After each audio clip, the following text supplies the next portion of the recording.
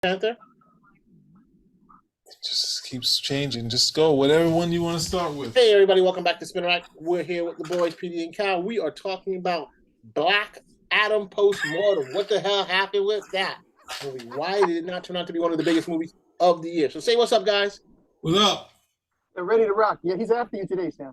Hey. So, Cal, what's your take on this? I mean, we saw this movie. We thought it was generally an excellent movie. We were even there at the debut. What's your take on what's going on with Black Adam? It's had 3 weeks to blow things up, and it just has not. Well, I'm going to say this, that you guys got to see the movie. You guys got like to go to the premiere or something. So you got to see it there. And I honestly thought because, you guys got to see it for free and the ambiance of the premiere, you guys might have given the movie more due than it was worth. And I had to go to the theater, pay money, and deal with sticky seats and kids and popcorn. But after I saw the movie, I said, wait a minute, this is a very good movie. I said, this is very well put together. I thought The Rock was very generous in the time he gave to the supporting characters. There's a couple of twists in there. The writing was good. The execution was good. The pacing was good. Why isn't this movie doing better at the box office? You got what you wanted. You got Henry Cavill at the end to make the cameo. And that wasn't for him because, you can even tell in the movie that the cut was originally, he wasn't there because they got this like shadowy cut. You can see how the cape looks and everything. So originally he wasn't going to be in the film. He goes back, he throws this in, he gives the bone that the fans want to do. And right now, I think Black Adam is doing just a wee bit better than the final numbers for Shazam. I don't understand. This is a good movie.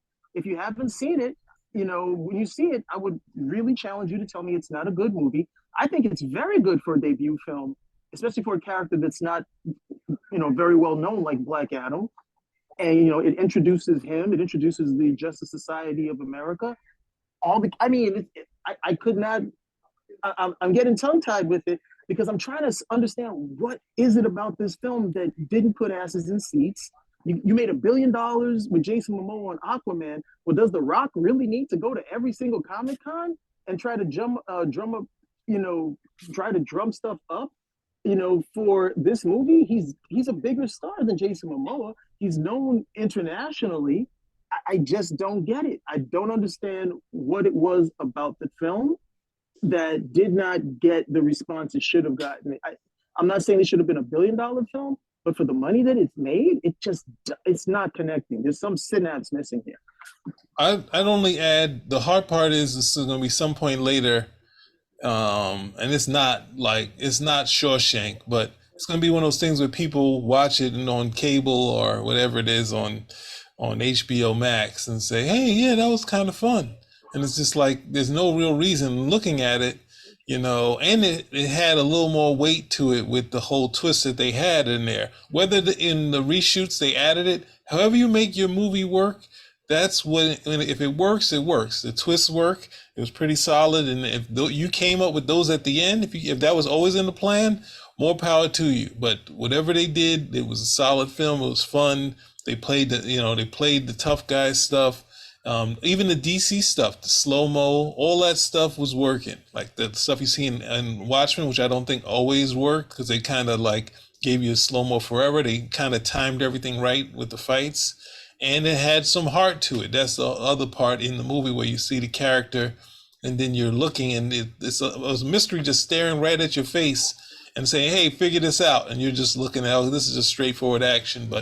And they had a little play with the MacGuffin. The MacGuffin was something that was kind of, something that's just like Hitchcock, kind of hard to follow. You're going one way and it's going the other way, which is always the best way to play it. So I enjoyed it, and we, everyone in the theater, outside of it being free, but at the same time, it was something where, it was looking at it. I've been trying to think about going back to see it again. But yeah, and to have a character like the hardest character to kind of do is a Hawkman character, even though they changed his race and all that. The fact that making him fast, making him fight, not making him look delicate, not making the wings look too heavy. I think they worked out all of the kinks with it, even though it had he had a little bit of a T'Challa style to him. It was still fun, and the character made it work because it was kind of like the the B, even the B versus S type of stuff, but they played it out where you see some sort of growth in the end of this sort of battle. Because I think they kind of try in the comics, they try to go Hawkman versus Green Arrow, that this is a lifelong battle between the two of them, and trying to play that up with these two characters. But they, and then Hawkman versus Green Arrow or Hawkman versus Black Arrow? no, in comic books, it's more black. What was it? Hawkman versus Green Arrow. And this, they try to turn it into like two different styles of personality. Even though Hawkman wasn't as harsh as they try to play him in the late, in the late '80s and in the post-crisis, where they like these guys are two opposite sides of the fence type of characters. But in the Black Adam limited series that they did, which actually they did cue pretty closely to for this film. Mhm. Hawkman and Black Adam know each other from the days of Egypt. Oh, okay. They've been playing it up that Hawkman gets reincarnated every so often. So Mhm. he dies, and there's this tragic thing that him and his one true love, Hawkwoman Shira, that they are always separated. Somehow once they realize that they're in love with each other, then they both end up dying. But they know each other from the Egyptian days. So I thought they were going to tap on that in this film. I was waiting for Hawkman to say, "Yeah, I know you destroyed it. Why? Because I was there when you did it." But they never went that route with it, or maybe they wanted to say, "Well, look, we'll keep that under wraps." Because he was saying, though, yeah, we've got historical text, and I was waiting for it. Yeah, Hawkman's supposed to reincarnate, and they never went with that. But they didn't chump Hawkman in terms of fighting with Black Adam. He definitely stood his ground, even though you realize, look, this guy is going to eventually. That was a better Batman versus Superman fight, if anything, at the end of the day, where he has the grit. He's definitely got some of the tech. He's got some stuff to keep himself in the game. But you know what the outcome is going to be. You know what the outcome is going to be eventually. If he actually wanted to kill him, which it didn't seem to be the case. He had no problem with the Intergang guys. Those guys were dead. Dead on arrival. It's like, hey, if you're Intergang, hey, good luck. I think this is the coolest Intergang so far. It's been something that in the comics where they try to bring it back, but it's kind of hard to do gang stuff in DC. And this, I mean, I think the cartoons have done some cool like this, but this is, I feel like you kind of can like DC's kind of Stormtroopers, which I've kind of wanted someone to kind of look and make some cool like cannon fodder that you could buy a toy. I'm not sure if there is a toy, but I was like the tech that they had and the suits. You always should have some cool looking henchmen, even though they get trounced. So, which was the split that the part when I was looking at what's that show Suicide Squad, the first one. And I was just like, I mean, who would buy an action figure of these rock crumble minions? Like this is what you like, the idea that the minions weren't even the stars of the show. They were the backup characters, and the minions are now the stars. Yeah. So it's like that's what you're trying to do when you're coming up with cannon fodder, cool things. So when you're going to toys and you don't have Luke or Han, you're like, oh, I got a stormtrooper. This is cool. So ultimately, I think it was a decent movie, and it just feels like people are tired of Marvel movies, and the way they show that they're tired is they don't go to see DC movies unless it looks different than the fighting. Then they'll say, "Hey, Joker, let's go see this. Hey, this looks a little. Oh, Aquaman. We like Jason. You already said people like Jason Momoa, but they like The Rock too. So I don't understand it. Don't make no sense to me. Then Hobbs and Shaw $2 billion, and Rock gonna be like, I don't understand it either. Yeah, I mean, I think there's a big difference in how we perceive some of these guys in terms of the show, and I think the DC. I think Cal and I touched base on this before, where you have a particular fan base, particularly in DC. DC seems to be the most, and I heard this before. I forgot the name of the person, where they're saying it's almost like a tribal thing, where the people have like certain characters or certain fan bases, and that's all they want to follow.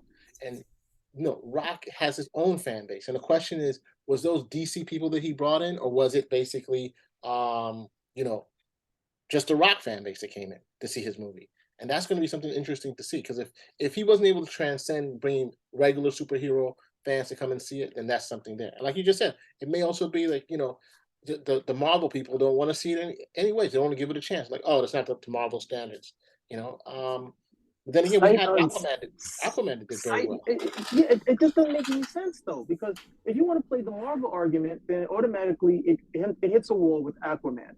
If you want to play the Rock argument, well, hey, he this is his best debut of any film that he's ever done. And then if it was like, okay, well, if you wanted to play the whole Snyder argument, well, you guys got what you wanted with Henry Cable. So what is it that didn't put asses in seats for this film? I mean, it's all speculation at the end of the day. But I know for a fact that if among Superman fans, if you bring up Man of Steel, you automatically divide that room in half. There's the people who loved it, the people who didn't like it and don't really want to be bothered with it anymore. And I think that extends to the DC cinematic universe, where you have that sort of schism, that sort of split. And The Rock was not able to turn out everybody. He wasn't able to get everybody on board with this particular film. He got he definitely got people who wanted to see him on board. But then I know a guy, he loves The Rock. He loves all of his films. I said, hey, are you going to go see the film? Nah, I'll wait for it to come out on streaming. So I'm like, how much of a fan are you then? Yeah. But I want to show you guys a series of screens about this whole thing, right? So let's go to Black Adam, right? Hold on. Week to week. All right. So you should be able to do it. So here, the first one I'm going to share is going to be, let me just get this. The first one I'm going to share is, share this right here. The first screen I'm going to share is, whoops, not that one screen. Let me stop that. The first screen I'm going to share is basically Black Adam's week to week numbers. Okay. So here, this is from a site called The Numbers. It's like Box Office Mojo, but since Box Office Mojo is not pretty closed off unless you're like industry, here it is. So right here, it came out October 21st. It made $67 million. It's on 4,400 theaters and stuff like that. The next week, it dropped to 2,700 on $27 million. This is just domestic. We're not talking about domestic. I think it made over 350 million already worldwide. And then 18, and then today, it made $8 million, $8.6 million for the whole weekend. I mean, you're like, what? But then let's continue on. Let's say, like, at this rate, what is it going to do in terms of comparing it to all DC movies? Oh God, this is going to be painful, isn't it? Look at this. Black Adam is $151 million, 352 worldwide. This is 65th largest, just Warner Brother movies, not even doing anything else. I mean, you have movies like Scooby-Doo, which are higher, and Fantastic Beasts, which are higher. But let's go all the way up. We had a movie that came out recently, and I think we need to really look at stuff that came out pretty recently. So you have like the Batman. That domestic was 369. That's just double of what Black Adam did, But it had a whole international base that came out a lot stronger at 760. So you had a worldwide of 767. Black Adam, even if let's say it doubles to $300 million, it's not going to reach anywhere near some of these big numbers. Look at the Joker, 2019 Joker. Well, that's that made $1 billion. And we're like, how did that even happen compared to a movie? Go down to Batman v Superman, Dawn of Justice. Yeah. $800 million. And this Black Adam movie was even better. And then let's go to the weekend of this weekend. Look at the air that was taken out. Black Panther made $180 million in the U.S. domestic. The next to number 2 movie, Black Adam, made $8.6 million. I mean, it's like there were no movies anybody was going to. And no spillover. There's no spillover to Black Adam. No one made a mistake. Well, there's no way you can make that mistake these days. But look at what I'm saying. I'm surprised you didn't do the obvious comparison and compare it to Shazam. Well, we should look at that. We got to give it some more legs. But I'm just saying, look at this. The top 10. Shazam's legs were longer. Yeah, but I'll show you. The number 9 movie in 2022 is $618,000. A movie made it onto the top 10 list. It's $618,000. So let's go to the 2019 box office, right? Shazam wouldn't even figure in the top 10 in the 20 box office, and we're talking about worldwide at 350. The number 1 movie was, of course, Avengers Endgame. Spider-Man Far From Home was 1.1 billion. Captain Marvel, 1.1 billion. Joker, 1 billion. What else is here? Fast and Furious, Hobbs and Shaw, 759 million. I don't think he's going to make it. You go Well, all the way down. I don't want to get too much into the whole comparison to the blockbuster numbers. I never expected it to do $1 billion, but Shazam did very well. That was a film that was made on $100 million and did, I think, like 325, 350 at the end of the day. So that was a very profitable film for the money that they put in for a character that a lot of people just don't know about. Right, And but then look at this here, now. and it didn't have a it didn't necessarily have a bankable star like The Rock at the head of it. And then here you got this, I mean, they didn't do any cross pollination between these two films, which I thought was a mistake because he's changed. They're saying Shazam throughout the film, and there's nothing like, hey, let's get Captain Marvel in this. And they said, okay, no, we're not doing that. But then you look and the numbers are comparable.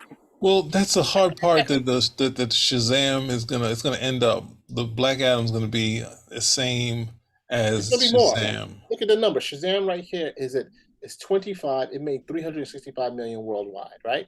But the cost, I think this is what Cal's trying to make. At $100 million, this one basically is profitable. At 200 million plus whatever the advertising, this is Shazam. This movie, the Black Adam, will not be as profitable. Well, probably will not be profitable unless it does bonko business online on PP. Well, we Which it don't could. have the pandemic to kind of say, well, this is a pandemic, because like Spider-Man and a bunch of other things. Where's the second Suicide Squad? Where is that at? Okay, and that's a really good one, Pete. The second Suicide Squad. Let me see if I can find it. Um, It's got to be at least somewhere in here. so Black Adam in 2022, 20. I'll see if I can find it. It can't be that high up. No way. No way. Do a find. Do a find. Just do a Apple F or Command F. Suicide Squad. Or the Suicide Squad. Oh, there's the 2006. That did decent numbers. 2016. So there it is. This one, it did 167 million worldwide. Good Lord, that's terrible. Exactly. And that's the thing. Well, okay, so this is my test. How much did that thing cost? I mean, this is asking too much right now, but this is that. I mean, they're putting the pandemic, taking the blame, but if for at least with the amount of money that they made, like The Rock should be running DC now, not James Gunn. But I think James is following up because he has the Guardians of the Galaxy on that, and that made them a lot of money. And then you have the fact that Peacemaker supposedly was one of their top shows. So they're like, all right, and he has a vision. Supposedly he has a vision. He has a vision of what he wants to do. This is a mirage. It's like, wait, that's standard Hollywood stuff. Like, hey, you like this guy, we're gonna work with him. That's all that is. But again, I'm still trying to account for the numbers on this film. It just doesn't make a lot of sense. Yeah. I mean, I think they did. I think not connecting it with Shazam wasn't a good idea because you could have drawn some people out you could have definitely drawn some people out that way. In addition to promoting the Shazam film that's going to be coming down the pipe, I also don't think. I don't know. I mean, aside of that, at some point, I think giving fans what they wanted in terms of the whole Henry Cavill stuff, where it got ballooned into the SDCC and it didn't happen. You're not supposed to give these dudes what they want. You're supposed to give them what they expect at the end of the day. And because that became I think that became too big of a deal. But even then, that's not enough to justify these numbers. Well, that's what I'm saying. I don't think any sort of thing would be reasonable for it not to be decent. And then you have the Black Panther. Well, no, Black Panther has a following of what it came out before, so there's no way to compare the two. But you have The Rock. The Rock is a bankable talent, and it's just kind of weird to be in a situation where it's just like, oh, this DC thing. Let's no, because they also did. They had their serious stuff. They had their comedy. They had their you feel I don't think it's hard to do death scenes in these movies, and it was a more of a not wanting Dr. Fate to go rather than feeling that it was a great death. It's kind of hard to do that, but it's I don't know. It's just one of those things where you look at it and you just say, will they be stopping at one, or will they figure out how to do it, or just say, hey, we're going to do a team up? Ultimately, you have to keep banking on this and keep going, because if you keep just putting stuff back on the shelf and say, we're not doing that no more because whatever, and we'll just see how these Superman, Justice League 2, and whatever else, Suicide, what is the next other thing they were going to talk about doing? I don't know. Suicide versus Justice League or something like that. Something ridiculous. Yeah, the Justice League. Yeah. So, but I think that's the problem. I think what's Cal. That's moronic. I think Cal, what the problem, because I think the problem that you're having with Shazam is that Shazam was a more lighthearted movie. It's more fun. It's more kiddie. It's more of a kid movie, as opposed to the Black Adam. So it's supposed to be a little bit harder edge, right? A little darker, right? A little bit more. So I think it isn't. They're going for different markets. So I don't think that's why they're not combining it. They're probably the closest comparison would be the Justice League, not going back towards to Shazam. So that's what I think is happening there. They don't. Then that's a mistake. You don't have to. I understand that Shazam might have been tonally slightly different, but Shazam wasn't that different of a movie overall. You had moments that you definitely had a lot more than I would have expected. A lot of serious moments in Shazam, and you had plenty of lighthearted moments, humorous moments in Black Adam. There is just, I can't put my finger on what it was about this movie that people decided they were not going to come out and go to the theater and see this movie, especially if it does, gangbusters at home, that type of stuff, which, I hope it does, because it does deserve it. It was executed very well, but it just doesn't make a lot of sense overall. I mean, you can't say it's it's because it's DC. Well, then that doesn't explain the Batman. Okay, it doesn't explain the last two, and it doesn't explain the last two films that did really well for DC at the end of the day. It's just really, it becomes really hard without going down the rabbit hole of speculation to try to understand what it was about this film. I mean, there's the stuff that I would have liked to have saw in terms of connecting it with Shazam. And, there's very little argument that you could, give to me to convince me that wouldn't be smart, because you have a Shazam film coming out later on. So why not connect these two when you got the guy saying Shazam in the film? But, that's, again, that right over there is not enough to keep this film from making $300 million. Well, there's like $300 million left on the table. And who are these people? What do you guys want to see, if not this?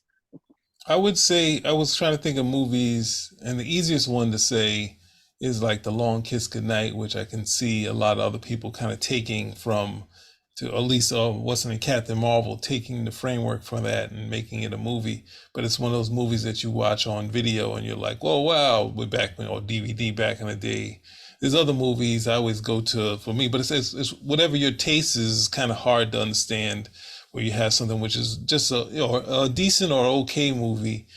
No, well, I can't say The Rocketeer, because I think they already said that Disney, because they didn't own it, were like, no, we're not going to push it that far. We're just going to kind of have this Art Deco thing, and let it go, because we don't own it altogether. So, it's kind of hard to look, because there's also other stories that have that. But yeah, this one is a head scratcher, because it is a decent movie, and it's probably something that when there was something else that was on cable that once it got to cable, people just kind of went crazy. It was like a negative, but it was a negative thing about the movie.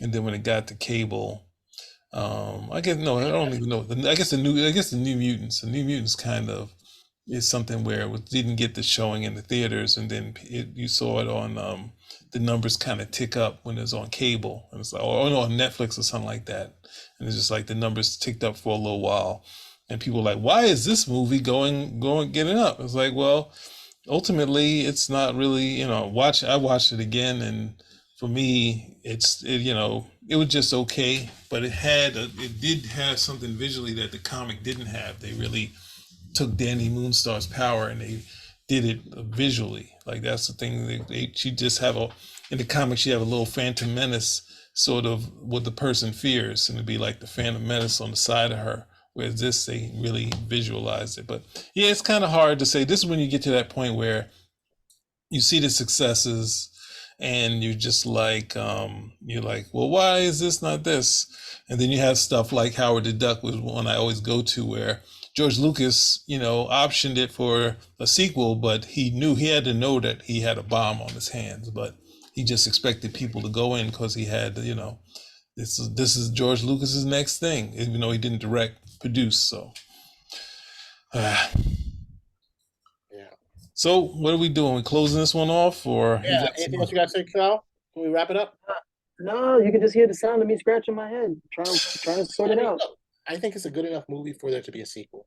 I think it's a good enough movie that if they really wanted to explore the world that he's developed with different characters from the JSA or the group JSA, I think it definitely put it on a firm footing. Don't treat them like the Suicide Squad. Treat them like the Justice League. I think they can do well. Yeah, That's because if the you whole want net, in that route, the whole Netflix factor is I don't know. I always found like the whole Netflix thing is like, hey, what movie can I put on the background so I can get this chick alone? So it's it's somewhat entertaining. But when we stop paying attention to it, it won't matter because that's the only way Green Lantern could become a #1 film on Netflix. It just doesn't make a lot of sense otherwise. And this film doesn't fall into that category. It's so confounding. My brain is so analytical at the end of the day. I'm trying to sort out the answer and I can't do it. I nailed the midterm elections and I can't sort out why this film is not making more money. It's going to keep me up late at night. I just think it didn't have enough. I don't know. The Rocket should have been a hit, but I think that that DC is a weird company in that it has so much IP, and they have been very bad at promoting all of it or many of it. The main focus has always been Batman, sometimes Superman. Over the years, like they gave the Green Lantern character to the CW network, and that did well for a while. They had a top show with Flash. So you've had selective characters that they've used, but they have such a huge catalog of characters. And Black Adam has never been at the top. And DC was like, hey, not DC, I guess it's The Rock. Was like, hey, give me a character I can play with. I can do what I want to do. And he was Well, faithful to the source material. And I think that's where you got it. When they give someone else the ability to play in that playground, I think it works generally okay. But when he was after Black Adam for a while, for right. some years. So, but Warner Brothers, DC, these guys are more Warner Brothers than DC, but these guys are notorious for not promoting anybody else with the exception of one character. Because it took them years. It took them decades to make a Wonder Woman film. At the end of the day, and even after the film did really well, they were like, "Are we going to make another one? Do you really think people come out for another one?" That's where they've been for the longest period of time. But maybe it's like what you guys said. Commit to this, commit to building up the properties, regardless of how that first showing is, and get people interested in more than just one character. Or they go back, to type and say, "Well, that didn't work the way we wanted. Let's see if we just give them some more Batman." And I think that's the wrong thing. Do what they did with the CW. Start showing people other characters. JSA has been as far back. I remember they had it in Smallville, right? Smallville had the JSA with Superman, and they had it again in other properties. But I'm just saying you need to develop it so people know what it is, and when it comes out, they're like, "Oh, JSA, I'm really interested. I'm interested in that character." Or the Legion of Superheroes, I'm interested in that character, and so you can possibly get something, push it on to the main movie. I think right now a lot of people see superhero movies like, it's just another superhero movie. But what connects Marvel is that everything is interconnected. There's a story, and that's where the problem is. You miss something, people want to go and see it. That's another show. That's another show altogether. Yeah. That's another show altogether. And that's what I'm going to stand on, bro. I stand on that hill. I stand on it. All right, you ain't taking me off of it. So hey, we close this out. Yeah, let's close it out since you're starting to troll. Close it out. Hey, once again, we have no idea why Black Adam is not doing as well as it is. We think it's a very good movie. I think it's going to probably end up doing well on the smaller screen, for HBO Max or some of the other HBO. I think it's going to be better going forward. But hey, please subscribe, comment, give us a thumbs up. Spin Rock out. Out.